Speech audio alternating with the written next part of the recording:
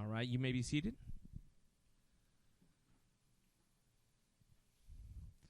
All right, welcome to the senior thesis. Oh, yeah, you guys got to sit too. That's right. Sorry.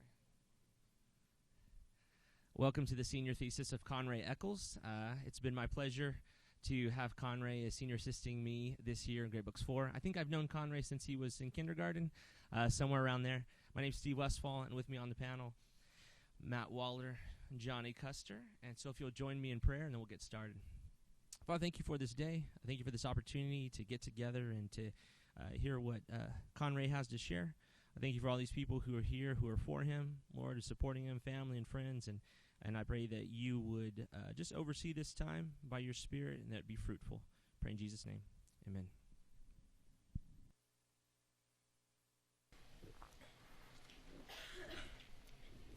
"71% of the Earth's surface is water. That 71% does not take into account the water in the atmosphere or the water below the Earth's surface. It also does not include the water in every leaf of every tree. In every ecosystem, from rainforest to desert, all living organisms can only operate if water is present. Water is essential to life on Earth, especially for humans. Human muscles, on average, are 75% water. The brain and heart are 73% water. Our skin is 64% water, and even our bones are 31% water. We are made of and surrounded by a substantial amount of water. On a molecular level, the numbers are even more powerful. 99% of the human body's molecular makeup is completely water. Hydration plays a vital role in the world today, specifically for humans. A common definition of hydration is merely the replacement of water in the body. Dehydration is defined as lacking the water levels necessary to function optimally. Dehydration limits our ability to function to attain the optimal life. For many of you, dehydration likely sparks images of a man dragging himself up the side of a sand dune with his lips chapped and the skin on his back burnt from the relentless sun. His throat is dry as he dreams of large, cold pools of water in the distance. It is not a very attractive scene. The thirst for water is typically one of the most obvious forms of dehydration. However, it is only one form of many. Hydration is more than just quenching thirst. Other forms of dehydration can disguise themselves in our lives today. We may not be on a sand dune dying of thirst, but our bodies are water deficient, causing our bodies to function poorly. Merely lacking the proper water intake may not sound particularly dangerous at first, but God has created our bodies to function a certain way, from our most vital organs to each individual cell. Every person is created for a reason, and being hydrated is a means to achieving what you are destined to do by reducing distractions regarding your physical health. That is living optimally, striving to fulfill what the Lord created you to be, and hydration is a tool to help you achieve that goal. In advanced literature, seniors read Plato's Republic. One of the conclusions that the book points to is that an object is only good when it fulfills its purpose. Socrates is the main speaker throughout the book, and he gives an example of a chair. His argument is that a chair is only good if you can sit on it without it breaking underneath you. Similarly, the body can only fulfill its design purpose sufficiently with water, and unfortunately, most people are dehydrated. This causes major problems in minor ways. Just a 2% difference in hydration can affect our blood vessels to the same degree as smoking a cigarette. Living in our dehydrating environment can be just as dangerous as the desert scene. Death may not come as quickly, but death is occurring. Death comes in the sense of failing to obtain optimal living and missed opportunities because of physical distractions. Missing out does not always mean being completely absent. It takes the form of a migraine on your wedding day, struggling with obesity, blood clotting, or mental struggles like mood swings or depression. Many people, even from an early age, struggle with nagging to severe cases of dehydration. These symptoms are not commonly associated with dehydration. However, there is a rising awareness of their connection with the water inside of the body. The lungs will keep breathing and the heart pumping, but the slow death comes when one is incapable of fulfilling what they were destined to do by reducing distractions regarding your physical health. So the answer is to drink more water, right? Not exactly. The importance of defining good water is critical to hydration. Good water has been defined historically as safe to drink, meaning that there are no contaminants or toxins that'll make you sick. A reverse osmosis water filtering system is incredibly efficient at removing contaminants, chemicals, and toxins to make the water drinkable, but in the process of taking out the bad, it also removes what makes water beneficial for optimal health. Most bottled water has been filtered to taste clean and pure, but in the process, it eliminates vital minerals and electrical charge and an ordered molecular structure. While Dasani, a popular purified water bottle, may be clean and is safe to drink, it is not good water. In fact, good water from a natural source with minerals is often superior in taste to purified water like Dasani because most of the taste comes from the minerals and alkalinity in themselves. Purified water is clean and drinkable, but it is not good water. Good water brings life to the body through minerals and energy and charge. Purified water, at best, is a poor alternative, stripped of good water's key elements. The deficiency in water quality leads to poor cell function, which eventually leads to cell death. Dr. Ben Edwards is the founder of Veritas Medical in Lubbock, Texas. He found that finding the root cause of all medical problems is more valuable than just medicating them with drugs. One of the pillars he bases his clinic on is hydration. He states that if you don't have good water, meaning the right kind of water structured in the right way, orderly water, you're going to have a dysfunctional cell.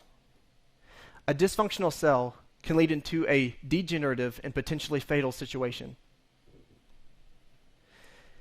Most people, or scientists, have found that the water structure in cancer cells is less structured than in normal body cells. Most people have never heard the words structure and water used in the same sentence. The reason is simple. We have never needed to research water as extensively until now. Man-made ways of obtaining water have tainted what water is supposed to be. Artificial pressure, chemicals, mineral deficiency, loss of electrical charge, plastic contamination. The characteristics of bulk water today are not what they were even 20 years ago. Dr. Gerald Pollack, a professor at the University of Washington, has dedicated a large portion of his research into the study of water molecules. His findings have guided the thoughts of many scientists in his field, as well as my thesis. As a junior at MCA, one of the assignments in chemistry was to research an approved topic relating to chemistry and then present it to the class. Dr. Pollack's research was the basis for that assignment and remains as one of the foundations for my thesis. One of the most influential discoveries he has made is that the water inside a human cell is H3O2, not H2O. There's an additional hydrogen and oxygen. The cell is not the only place this H3O2 is found. There's also a large amount in places like natural springs. One of the ways this chemical formation occurs is by coming into contact with a hydrophilic surface like a chia seed. The surface of a cell and the contents within the cell are hydrophilic and produce this H3O2 using outside energy like sunlight. The water becomes exponentially more ordered and is able to hold a charge, a negative charge. Energy is brought to the body and mind through this charge, affecting the overall mood and vibrancy. The molecules align in such a way that they begin to resemble a honeycomb pattern, a series of connected hexagons. This layer of hexagonal structures will then overlay with millions upon millions of other hexagonal layers. As the layers grow from this energy, they take on the consistency of gel. This gel is now known in the science community as the fourth phase of water between ice and liquid. This gel-like substance is why a chia seed will become slimy when in contact with water. Density naturally increases as the water gains molecular order. The substance is dominantly known as EZ, which stands for the Exclusion Zone. It will exclude unwanted particles, such as bacteria, from inside and around the cell. When explaining what water does for the body, Dr. Edwards said that water is the ultimate cleanser. Water increases our defenses against dangerous particles. So it begins to make sense why lacking in water and sunlight can lead to sickness of all kinds. Water is also used as a lubricant in the body. For example, there's connective tissue known as the fascia that wraps around each of your organs and muscles that needs to be well lubricated in order for minimal friction and optimal performance. Lacking in water can decrease the amount of EZ, which can cause lack of mobility. This specific issue with the fascia can lead to chronic joint pain, which can eventually lead to more serious conditions like arthritis. Water brings energy to the body through an electrical charge, and this charge can be the difference between happiness and depression for most people. When the water inside has no energy, the body and mind are forced to work harder, ending in headaches and brain fog. Electrically charged water helps the brain think faster, the body move better, and increases metabolism to fight off various illnesses. An optimal life is far more obtainable when the body is helping you to that goal instead of blocking the path. So with more water readily available than ever before in history, what is causing dehydration on a global scale? So purified water has already been discussed, but dehydration can be found primarily inside of our homes. We live indoors. Air conditionings in our homes and cars will recycle through the vents until the moisture is nearly gone. This stale air will dry out sinuses and skin, causing the body to lose water. Processed food is literally dehydrated to keep from molding. Cheap plastic from water bottles will leach into the water, causing our bodies to fight off chemicals, which in turn uses more water. The blue light from our phones and other screens is insufficient and even harmful compared to natural sunlight, which charges the water in our cells. And many people work primarily while sitting down, static. Sitting in a chair for hours on end can reduce circulation of synovial fluid, which causes inflammation and pain. Even poor posture can hinder enough water getting to the brain, which causes poor mental performance. These are just some common modern examples of how the human body is suffering from dehydration. Thankfully, there are some simple ways to drink and eat the right kind of water. H3O2 is not located only in human cells. The same gel-like liquid is also in plant cells. Dr. Dana Cohen and Gina Bria, an anthropologist who has studied cultural diets for over 25 years, discussed the natural hydrating powers that eating fruits and vegetables have in their book Quench. Gina Bria asked the question of how desert-dwelling tribal groups have survived on so long on dangerously low quantities of drinking water. The answer, in short, they eat their water. Bria found that the source of water was in the native herbs and stews that the tribes were known to eat. The book Quench focuses on the ability to hydrate without forcing down the 8 prescribed glasses of filtered water most doctors suggest per day. This structured water is superior to regular tap or purified water. The density increases, the energy increases, and the absorption capability increases. You can drink less for more. Both authors of Quench stress the importance of absorbing the water you drink down to the cellular level. They recommend absorbing water by drinking more smoothies with fruits and vegetables. The H3O2 inside of plants will absorb more efficiently because of the fibrous materials the plants are made of. Another tactic towards hydration is movement throughout the day. Movement is what directs water to certain organs and joints throughout the body. The act of wiggling your toes to the nodding of your head releases water through the fascia. Stretching releases water into the body to give it mobility and vibrancy. There's a reason it feels good to stretch in the morning or throughout the day. Cognitive function and performance are proven to advance as well when the body is fully hydrated. The authors of Quench share that a 2012 study in the Journal of Nutrition found that even mild dehydration lowered women's concentration levels, and they performed poorly on tests that measured cognition and function. Conversely, they were able to perform these tests well when properly hydrated. So when the body is forced to be put into a state of dehydration, it will send water to where it is only absolutely necessary, usually the brain and heart. This process will short the rest of the body of what it needs, leading to endless problems until it is properly dealt with. Some of the most profound effects of water in the body are beginning to be understood and researched by many scientists, like Japanese researcher Dr. Masaru Emoto. His works have led to the discovery of water's impressionable property regarding the internal and the spoken word. He has come to a startling conclusion. Water is affected by negative and positive words. Before his death in 2014, Dr. Emoto led countless experiments to find how our words and thoughts affect water. He found that certain atomic vibrational patterns affect the molecular structure. These atomic vibrational patterns are found in how people speak to one another, how you actually think about yourself, what music you're surrounding yourself with, all the way down to the words that are visually read. One of Dr. Emoto's experiments consisted of 3 glasses of water with rice added equally to each. To the first, he said, "Thank you." To the second, he said, "You're an idiot." And he completely ignored the third. After a month of doing this, the first fermented to then give off a pleasing, sweet aroma. The second blackened. And the third, the one that was ignored, was green with mold. In Ephesians 4, Paul implores the church to build one another up with gracious words. Let no corrupting talk come out of your mouths, but only such as is good for building up, as fits the occasion, that it may give grace to those who hear.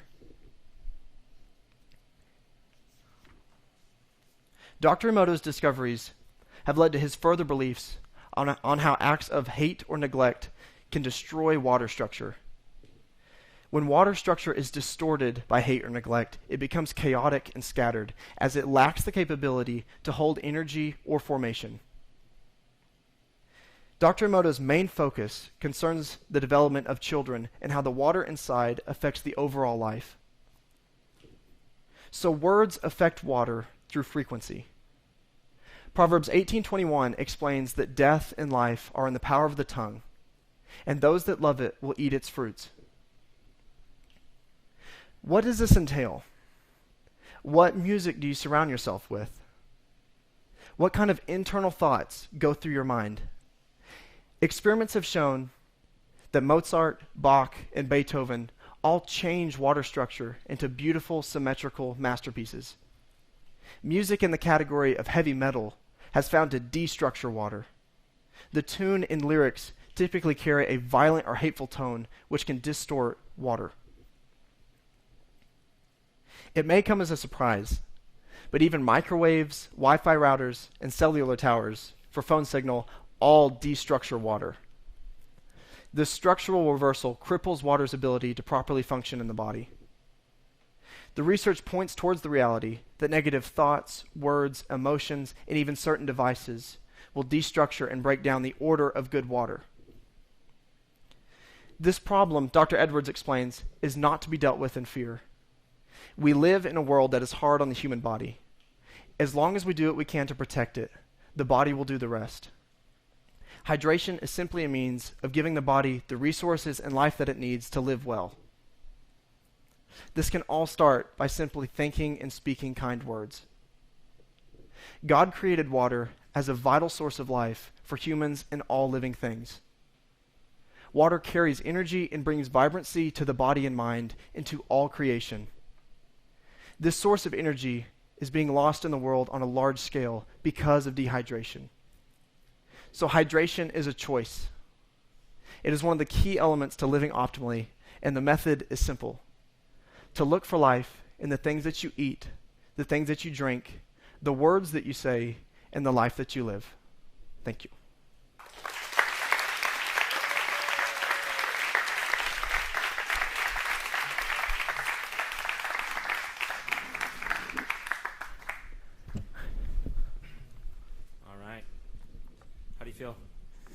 Feel better. It felt pretty short. I thought you were going to say, I feel dehydrated. Yeah. No. Okay, so let's start with the obligatory. What are you doing next year? I have a few plans that are kind of odd, but I would really like to start a book. and I would Reading like. one, or? No, I would like to start writing a book. Okay. Hopefully, there is some reading in the near future, but Okay. I'd hope to start a book, and I want to create a health drink that's worth drinking compared to Gatorade. And then for college, I'm going to Tarrant County, and I'm going to live with Cannon, so it'll be cool. Very good. I'm very excited. Good. All right, I need to loop back to these for just a minute because I haven't heard these two. Okay. So, what kind of book? I think books written by younger people my age are a lot more impactful for me. That I think the sooner that I can start, the more impact that would have for people my age. That Okay. I'm not sure exactly the content, but I think that's part of my life. Okay. I'm pretty sure. Nice. So, like fiction, nonfiction? It would definitely be reality. Yeah, Okay, it would. Okay. It would be part of. It'd be more informational, but I think on a spiritual level, it would be cool. Okay. Very interesting. And then tell me about this drink you want to make. I'm not sure exactly how it'd work. I haven't. Obviously, I've put a lot of research into good water, but I think one of the keys to good water is it can't be a product. So going through that loop is going to be difficult, but I think it starts with just being able to tell people this is better than this, but maybe a product one of these days. Okay, very interesting. All right. Okay, so take us through how you ended up on this topic. What were some of the other topics you thought through before you landed on this one? So we started last year. I wanted to do a topic just on health in general, and how health really corresponds with your spiritual life, and how you're able to say no or yes to things, and how that really carries over into your physical life. Mm-hmm. And I thought that'd be interesting, and then it was like, man, I can't do that. And so then I went to a very MCA. I think it was the perfect MCA oral, but it was, why did a timeless God create a timed world, and what does that really do for you, Mm-hmm. and how would that help you to know that? And what I realized really quickly is, how does that really help you to know that? So it was interesting. It was not beneficial, and so I really came to this. And the assignment in chemistry was really, really cool. I think it was probably my favorite assignment in MCA for me. So that was a major bonus, and so that was already on my mind, and I was already passionate about it, and I already knew a little bit about it. Okay. I think I knew about half of what I do now, and so it was. I think the passion really drove me there. Okay. So what's been people's reaction as you because this is kind of a countercultural, it's not really your typical MCA Right. topic. And so how have people reacted to it? It's almost been similar to evangelism. Okay. Some people are, open ears and really excited to hear about it. It's new, and it's because obviously the way that they're hydrating, they're like, man, I've drinking a gallon a day religiously, Mm-hmm. and I still feel dehydrated at the end of the day, or I'm still tired in the afternoon, and that makes me really sad because I've felt that before. Okay. And so it's just the people. I've had some pretty lengthy conversations with people that are really interested, and I've been shot down really quickly by other people. So Very good. No, that's good. It's a good, honest answer. Yeah, it's been interesting. So you talk a lot about theory, here, and so I wanted to just ask you, as you're thinking through this and as you're sharing this with people, what is something that you hope that they take away from this? Like, what change are you hoping that this senior thesis makes in their life? I think what I left out on purpose was the spiritual aspect. And words have power, and I think there's a certain spiritual aspect to that. But in my interview with Dr. Edwards, his main focus and his takeaway was, when you're not aligned in the truth, and there's only one truth, that when you're not aligned in that, in your spiritual life, your physical life is going to carry into that, and you're going to have problems. And whether that's stress or just all the way down to fatigue or a headache, that just because you're a believer doesn't mean you're going to have this perfect fit life. Right. But there is a certain vibrancy to believers, and there's a certain peace to that. And when the body is at peace, that's the only way it can properly function. Okay. You can't have that without the Lord. So Okay. that's my main takeaway, is hydration starts and ends with truth. and there's certain things that you can put into your body, but without the certain tools to make that work, it won't work. So. Okay. All right, one more question, then I'll pass it on to these guys. So what are let's say 1 to 3 things that people can practically do moving forward to aid them in this? Because you've given a lot of theory and kind of behind the scenes or your research. Mm-hmm. So what is it that we can practically do if we want to make a change? So when I say at the end, look for life in the things, basically everything that you eat and do. When I say that in eating, it's usually if it has energy, so an actual electrical charge in water, and structure, which is through either a hydrophilic surface like a chia seed. So I put chia seeds in my water sometimes, and it tastes strange, but you can get used to it. But frequency will. So I have a water bottle that emits a frequency that will actually structure water, and so I'll put minerals and energy into that, and it'll structure it. And those are kind of the 3 key ingredients to that. Okay. Would you say there's like a number 1 food that you would say in your reading that's like, oh, this is really good for hydration? I read somewhere that all living organisms are at least 80% water. So if you're eating a fruit, you're eating a lot of water. Okay. But there are fruits like grapefruit and watermelon and strawberries that are really high in water. That fruits and vegetables are obviously really good. And stay away from processed foods that are just in plastic. That I don't remember the last time I've eaten a breakfast bar because I just get sick thinking about it. There you go. All right, very good. Thanks.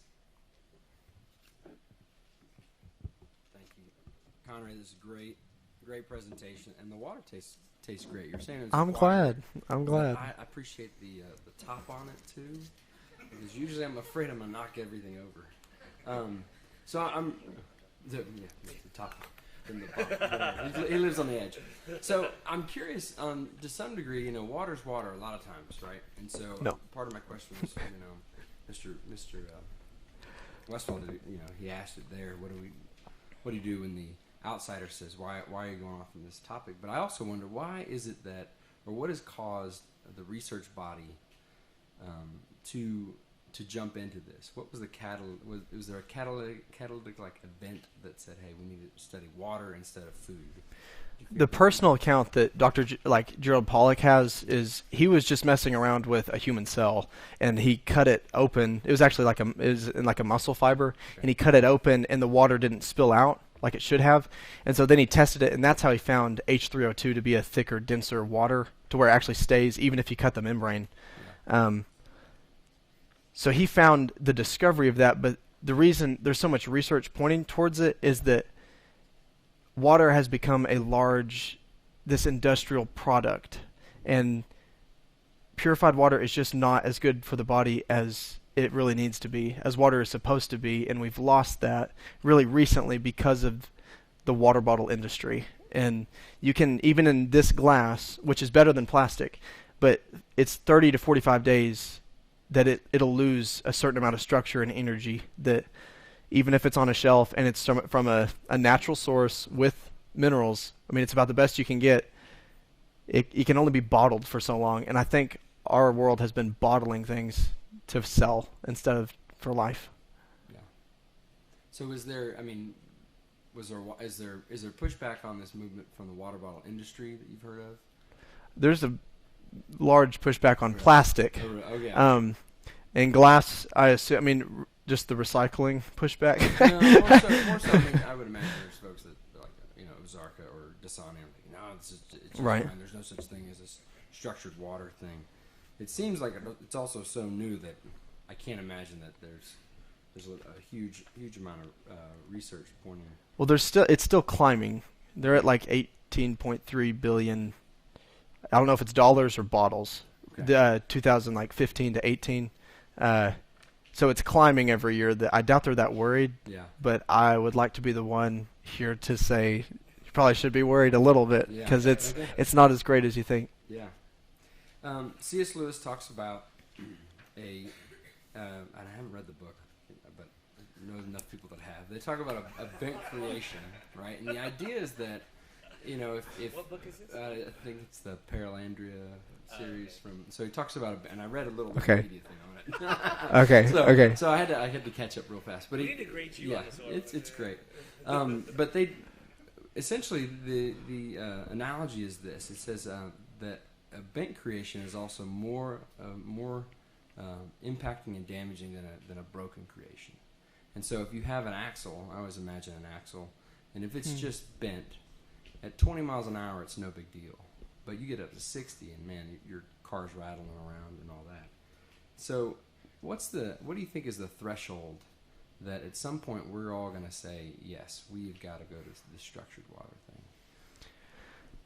See, I think, so the two most key points in your life that you need to focus on hydration is your childhood and when you're elderly, because those are the two most, one is you need to focus on your development, and the other is you're losing muscle mass, which holds a lot of water.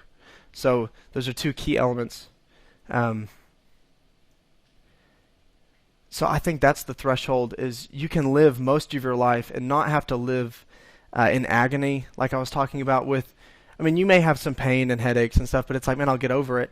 But once you start living with dementia and arthritis, and you start seeing these serious illnesses that really hurt people and hurt yourself, and that really don't need to be there, that are really distracting. And that's a really shallow term, but I believe that's exactly what it is when it's due to dehydration. Yeah.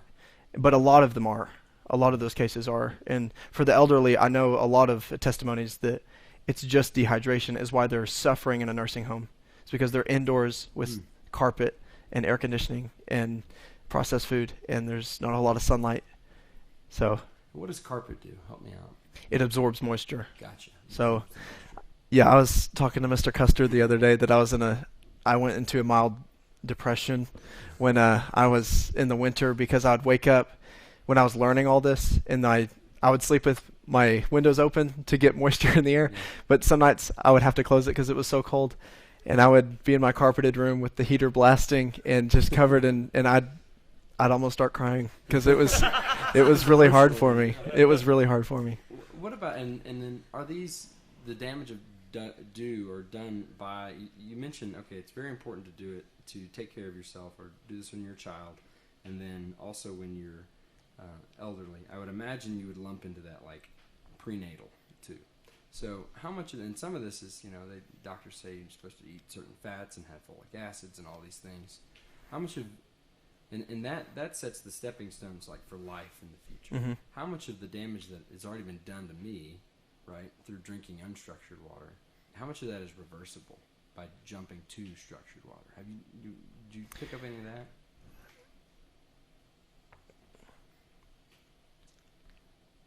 So I don't know. There's not an exact chart that if you start here, you're going to get here by this time. But I would imagine just like it is very attainable. Yeah. At whatever age. The elderly that you think are, they're done for. Their health is their health right now. Those testimonies are, really praise the change that happens. That if you're in a slump right now, I think it's like most things, is if you work hard enough to get out of that slump, it's attainable. So there's elements that it's reversible. I think so. Okay. Yes. And even the reversible part, your body does structure purified water. But in the process of structuring it, you're taking minerals and energy to structure it, so you're actually draining yourself by drinking it. Gotcha. And there's a lot of runoff because of that, because it doesn't all get structured as it should. Gotcha. Chewing on that for a second. Okay. A lot of what I hear then is, I like what you said, you don't want your body blocking a path, right? And I see that, I don't know, one of the organizations I've watched over the years, because my family's close to it, is Living Water. They provide water for third world communities, right? And so, then what would you say is a path? And that's their path to that community getting the gospel, right? Mm-hmm. What's the path for the guy out on the streets for them to hear this and then maybe hear the gospel as well? I think that's one of the biggest implications with truth is that ordered water, what it does is it eliminates particles that you don't want there. Mm-hmm. And it's usually positive charge particles, which is what you don't want in the body. So spiritually, an ordered life can only be had with the living water, which is Christ. Mm-hmm. And he will remove, he's the only one that can remove those dangerous particles from you, that whatever you're struggling with and whatever you've held on to that's the only way to get that out of there. Gotcha. Last one, I'm going to pass it on. It's a fun one. What's your favorite natural water source to drink from? Or maybe a goal to drink from? Ooh, so if I could go somewhere, you might go somewhere. a glacier melt, because if you do a bird's eye view, you can see a solid, so the ice, you can see the liquid, and in between there's like this translucent ring that's green compared to the dark blue and the white, and that, H3O2 has a different color because how it's affecting the actual light hitting it. Mm-hmm. It's a green color that if you could just scoop that out, yeah. I'd like that one. It'd be good. I'd choose that. Well done, Conrey. So this has been fascinating to read and think about, and it makes me wonder how much do you wish you lived in a place that was not Midland, Texas, that had great water naturally around you? I went into the mild depression, and I had to talk to Dr. Edwards about it, and just say, "Are you dehydrated?" And he said, I'm dehydrated some days, and but you can only work with what you have. So I feel like with what I'm working with, I feel like I'm trying to do my best. That's all you can do here. Yeah. No, I can understand that. I wish we had a place, that had a glacial melt. I know. Natural springs. I know. Or, I'm working on that. And maybe I'm curious for you. Does it constitute a good enough reason to leave Midland, Texas? To go to some place that has that? I would never leave a place unless the Lord told me to. So especially moving, something that big, that's sounds like a cop-out answer, but that's the truth. That even if there was some place that was exotic and perfect on the equator where you can get all the right sun, I would still stay here if I need to be here. And right now I feel like I need to be here. So. Okay. So a couple of questions on what you've talked about, which is really interesting. And one is, I was listening to what you were saying to some of them about hydrophilic surface and how your body is able to still make use of water, and it made me wonder, what are these hydrophilic surfaces? Are there lots of them? And then I wondered, is my mouth one of these that might be this kind of surface that can charge, or give a certain structure or order to water? Or what are all these? Are there a couple more that, besides a chia seed? There's a lot in the body. Surfaces, cells in the body. So, it makes up a lot of things in the body. But tissue between joints as a lubricant is that tissue in between needs to be well lubricated by water. And so stretching kind of opens that up to where water can release into that. And so joints and other places, spinal fluid has a lot of water in it. There's blood is 48% water. And there's water everywhere in your body, but just seeds in general. Places where life begins, like an egg shape, is water's also can be structured by a spiraling motion with energy. And I think most structured water actual systems that you put on top of a water bottle and just pour over is just a simple motion of like a vortex, and that'll actually structure water. And so it doesn't put minerals or anything into the water, but it'll structure it into that denser quality, and then you can add minerals to that, and that's better than just purified water. But natural springs, when it goes around a rock in a riverbed and it curls, that spiraling motion is a natural spiraling. That's why natural springs are so constantly. It's a constant movement, which is constant energy, and it's picking up minerals and sunlight as it goes down the stream. That's why it's so so powerful compared to it's been on a shelf in plastic for 8 months.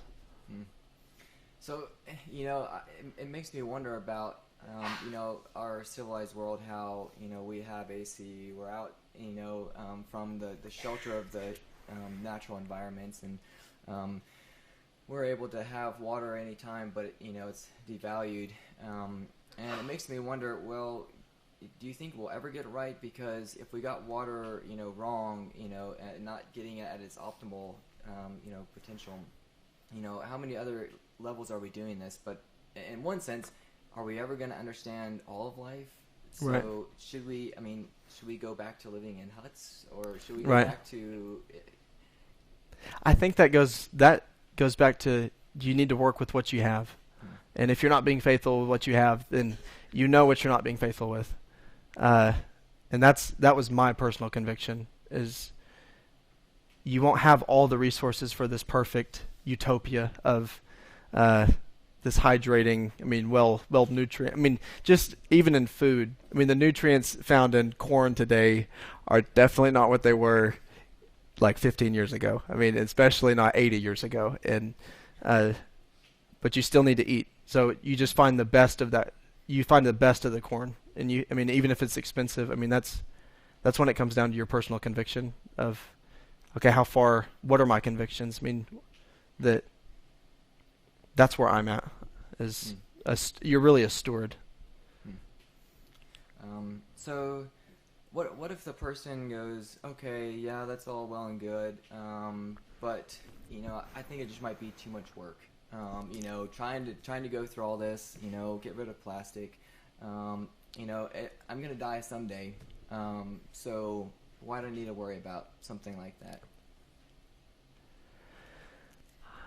I think that's highly selfish. I just see a lot of people don't know any better, which is sad. But I see a lot of people that just choose that. And there were points in my until 8th grade, I was that person where it was just like, man, I'm gonna eat as much of that cake as I want to, and you just reap the benefit. You reap what you sow, and there's just a lot of old farmers that I'll see that just eat gravy and red meat, and that's their mentality without having to say it, is I'm going to die one day, and I'm going to laugh and I'm going to cry here for a little bit, and I may die a really tragic death, physically, but I'm going to live it up right now. And what I would say to that is, you're not really living. Life isn't everything that you do. And it is holistic, is how I see it. That diet and drinking is not how Americans see diet. It's a lifestyle. So to me, it really is looking for life in everything that you do, and that's hydrating. Not drink this and you'll be hydrated. And I like what you say there, and I wish we had time just to unpack that. How life is holistic, and health in the body is holistic. How not having proper water provides stress on so many different parts, and so the body likes to stay in this holistic homeostasis. And you talked about with Mr. Westfall how there's this analog with spirituality, how there is when the body's at peace, it provides us mentally and spiritually to be well off in this well-being. What would you say about how much value having structure and order is to the spiritual life? So I think the most beautiful picture of that is when water is structured into the hexagonal layers, like the H3O2. How light hits that actually affects the color, which is crazy. But it makes a prism shape because it's more ordered. So like a crystal, like a solid crystal, is just a really it's a formation of these layers. That's solid. So when a light hits a prism, it makes all these different colors. But I think, like I said earlier, is that between those hexagonal layers, there's also these cylinders that'll carry. It's like a highway for, these particles, and actually for photons themselves. That's how water is a highway for bad chemicals, and it also transports minerals throughout the blood and to the brain and in the cell and to your DNA, and it forms DNA. And so I think for me that picture of your structured life affects your color and how your vibrancy and how people see you, and the life that you live affects the life of others because you are shining on people whether you like it or not. That when light hits you, when the Lord works through you, what color are you giving off? And how's your highway? How are you dealing with things? Because life throws things at you.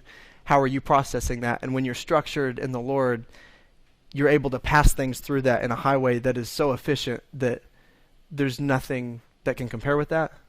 And I think for me, that's one of the coolest pictures. That is really neat. Well, I would love to ask a number more questions about that, but I'm going to ask for now. All right, I think we have just a little bit of time for a few more questions. So I want to talk about music. You mentioned music in here, right? Different kinds of music. And so what kind of music do you listen to that helps benefit you? So I went on a Beethoven craze Okay. for a little bit, Nice. and then I really just got sick of it. Because apparently it doesn't affect taste. So if there's a hateful song on, it's really obvious. I think that's an objective truth. So I just try and stay away from things that are obviously negative, and not like a Zen thing, but to me, it's just like I know, just in my being, that this song is for me, Right. or this song is against everything I believe, and I usually try to stay away from. So short story. I usually just listen to alternative, and it's usually clean. Actually, all the time clean. I don't listen to explicit music. So, and then I do like slower music. Okay. So. Very good. But that's just me. Okay, so let me ask you a question then. Mr. Custer listens to Justin Bieber. Okay. So what is that doing to the cells of his body? It's rough. I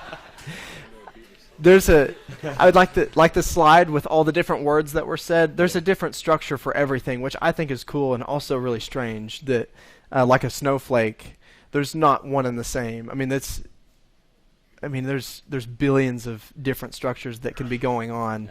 Okay. That I don't know what the Bieber structure looks like, Okay, but okay. I imagine it's beautiful beyond belief. But Hair. yeah. Very good. Okay, I want to ask you a little more serious question then. I want to read for you a few verses. John 7, verses 37 through 39. It says, "On the last day, the great day of the feast, Jesus stood and cried out, saying, 'If anyone thirsts, let him come to me and drink. He who believes in me, as the scripture has said, out of his heart will flow rivers of living water.' But this he spoke concerning the Spirit, whom those believing in him would receive, for the Holy Spirit was not yet given, because Jesus was not yet glorified." I just want to ask you just kind of your opinion. What do you think? The Lord Jesus is using water as a metaphor for the Holy Spirit. What do you think he's doing with that? In my interview with Dr. Edwards, I just start right off the bat. I asked him, "What is your definition of water?" And all he said was life. Water is life. And so when you think of flowing with living water, flowing with that is you're a representation of life. And for me, that's when I know when I'm hydrated, and it's a mentality almost, and which just sounds weird. Right. But there's a certain peace that knowing it's like all is right with the Lord, and your body knows that I think that's flowing spiritually. I feel good. I feel lubricated, and not just physically. I feel like I can move places that I couldn't if I was in a bad place. So that's kind of how I see it. Okay, so being filled and led by the Holy Spirit, Right. that allows you to live the life similarly to when you're properly hydrated. It allows you to live that optimal life. I believe so. Okay, thanks. All right, you have in here. You said early on in your paper and in your talk, you said hydration plays a vital role in the world, specifically for humans. Is hydration more important for humans than it would be, let's say, a dog or a cat or anything like that? I think that was a difficult. I wanted to just stress the importance of, because we're all humans here. I wanted to make it very specific, very quickly. Yeah. But obviously, I mean, if all living organisms are at least 80% water, which is a crazy statistic. But I just read that somewhere, so I want to fact check that. But there's this immense amount of water in every living organism, that obviously there's a lot of implications for all living things, that from a leaf to my dog. And I honestly talk to my dog different than I did before. Oh yeah. So, yeah. Did you notice any changes? Smell? I mean, I think he still has a tumor on his stomach, so he's not doing too great. But that's good. Okay, and then you talk about words, right? And so if words can shape water, right, can structure water almost. Mm-hmm. Is it the case that, and let's apply that to emotions. Let's say an emotion can structure, has an effect on water. Can a structured water have some kind of an emotional effect back on the human? So this is, I think it's called the opponent process theory in psychology, that if I do something, I'm going to have a reverse effect back on myself. Like if I choose to smile and I just smile, I'm going to be happier, right? Is there a similar thing that happens? You know, are you asking? Can you rephrase that? Gotcha. So, if water can affect, can the right water affect your emotions? Can it? Does it? Right. Yeah. So there's not. It is difficult because there's not a set chart where if you believe this. I mean, if you live like this, the water in your body is going to look like this. That's why it's so important to stress your entire life towards the good structure of water. That you can be drinking the right things, eating the right things, but if you're not living in the Lord, that's what we talked about in my interview, is there's no hope. And you may look good, you may be really pretty, but in the end, I mean, you really are going to struggle with things that you wouldn't have to, because only those things can be found in the Lord. So water does, this is interesting, but water does have memory. So I thought that's where you were going. But there's been tests in, I think, Germany, that they would take DNA and they'd put it in water, and then they would put a frequency and take the frequency of that DNA, and then just play that frequency into another little dish of water, and it would create that DNA. So there is a certain amount of, there's weird stuff with water, with memory, that it's a lot to think about, but I didn't put that in my paper because that's a lot of stuff to talk about. But it was interesting. Yeah, it's out there. That's all stuff it would be, again, like Mr. Custer said, just interesting to keep digging into. Burning question, though. What is your hydration routine or diet? Do you have a routine that you keep to?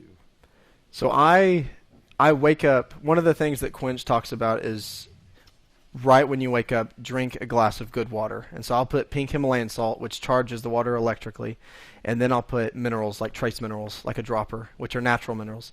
And so I'll drink that right when I get up, and I can tell throughout the day really quickly if I haven't drinking that. And I don't know if it's mental, but I know my energy in the afternoon is not mental, that there is a huge difference. So number one is right when you wake up is drink water. And then water before every meal for me is a big time. That water actually increases metabolism. So you actually burn calories by just drinking water. You can lose weight by just drinking water yearly, which is cool.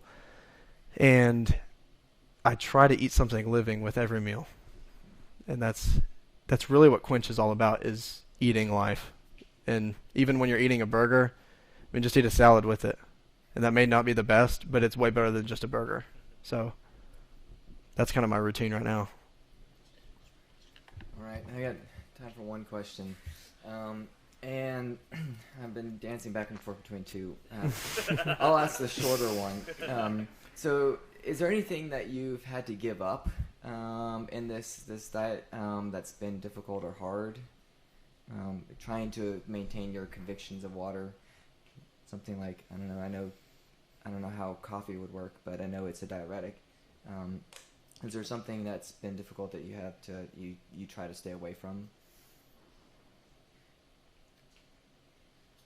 Processed food is really easy to say.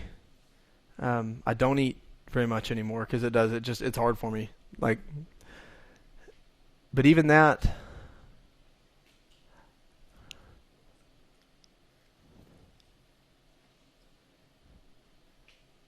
I would say a lot of it is more food related. Yeah. Instead of an actual, I haven't drinking coffee in a long time, but that's for different reasons. So that's not really, but I do know what you're saying. But mine is more food related, as I try to eat less death and more life. Nice, wonderful. Well, we've come to the time where you get to turn the guns on us. Okay. All right, it's the same question for all of you. And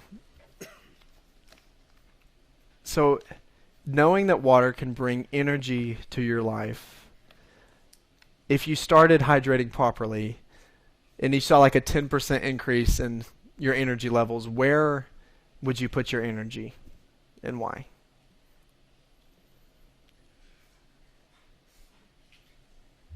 I'll go ahead. If I saw that 10%, what would that be? So I don't know. Maybe that would be an extra hour and 20 minutes or something that has that extra ability. I'd probably spend probably an extra 20 minutes probably exercising, doing some of these things, having movement, being outside, having some of that natural interaction with what God seems to intended us. But then I'd probably read for the other part. Yeah. That's I have fair. a lot of books I'd love to read too. That's a good answer. I probably just the stage of life I'm in is put it into my kids and my family, so just be able to a little more oomph at home and be able to engage in there. So I think that's a really good answer. Yeah. Mr. Custer took my answer. I wouldn't even think about exercising. It would just be reading.